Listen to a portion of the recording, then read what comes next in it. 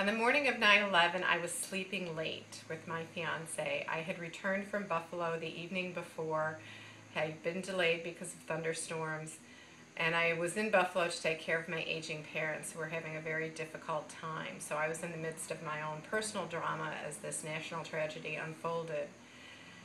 We were listening to the radio and the radio signal went out. We turned on the television and saw the plane hit the first tower, and my husband said, he's my husband now, he said that was no accident.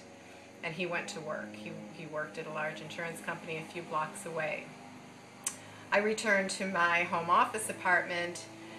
I turned on the TV, my TV went out. I went into a neighbor's apartment where they were standing on the terrace, and I watched the towers fall with virtual strangers as I was talking to my poor father on the phone, who was wondering when I was coming back to Buffalo. I was worried about my sister, who had flown in from Boston the night before, but I was able to determine that she had arrived safely much earlier, although she was in Logan Airport in Boston with the attackers. So that was kind of frightening. In the next few days, our apartment was very close to the Armory, which was the staging area for people looking for their loved ones. So the neighborhood was just papered with flyers that were just so sad. And, you know, hourly we heard the sirens coming up First Avenue bringing remains to the morgue. And it was just an oppressive time of fear and sadness. I remember seeing the National Guard in Park Avenue on the evening of September 11th. And thinking that the world had dramatically changed.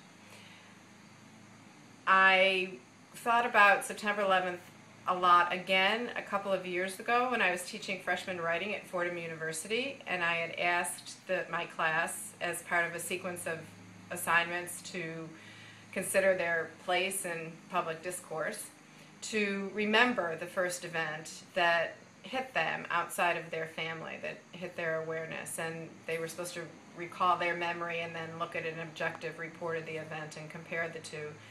And I knew most of them would want to write about September 11th, and I encouraged them to choose other topics because I just didn't want to read the essays. But indeed, 13 out of the 16 wrote about September 11th, and it was startling to me how much they remembered. They were 9 years old at the time. Most of them were from the tri-state area. And they remembered everything, what they were wearing, where they were standing, who they were speaking to. And what they remembered, too, was that adults lied to them that day. And for their own protection, of course, but they were told that, you know, a pesticide had been sprayed on the grass, and so they had to come in from the playground. Or that there was a problem with the air conditioning in the school, and so their parents had to come and pick them up. And they knew that something was wrong. And it took them some time to figure out, you know, to the extent we figured out what had happened. And it was reading those essays and seeing that sense of betrayal, which I think the country felt to some degree, that made me realize what a deep tragedy this event was for our country, and most of all for those children who suffered through it at that young age.